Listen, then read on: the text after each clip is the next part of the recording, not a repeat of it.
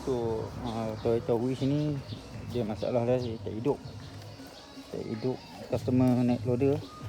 Naik loader buat kedai kita check. Kita check dia jadi waktu malam. Okey. Kita tengok meter. Keren boleh.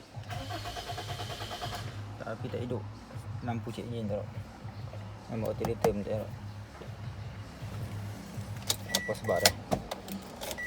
Saya share lah kalau jadi atas highway ke kan. Jangan panik. Boleh tengok di sini.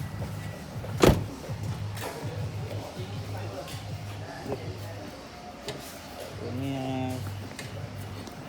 Toyota Wish. Okay. Dia punya enjin dia 1ZZ FE. Okay. FE je.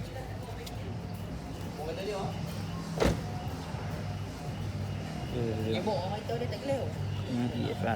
EFI fuse.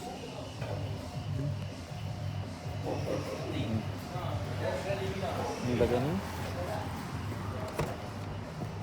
Dan bagian sini. Sini pun ada fuse.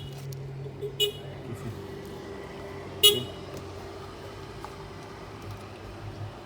Tarik fuse ni. Putih ya, putih. Masuk fuse baru lah.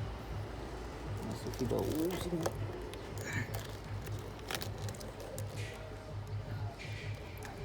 Kalau tak ada fuse kita sweat lah, ambil fuse mana-mana buat sementara. Sini fuse lah. Okay, nampak. Cuba test.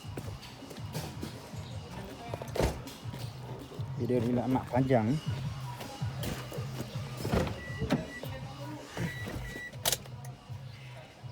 Dah lah sedikit dulu. Dah ada pakai isu. Alternator pun dah menyala.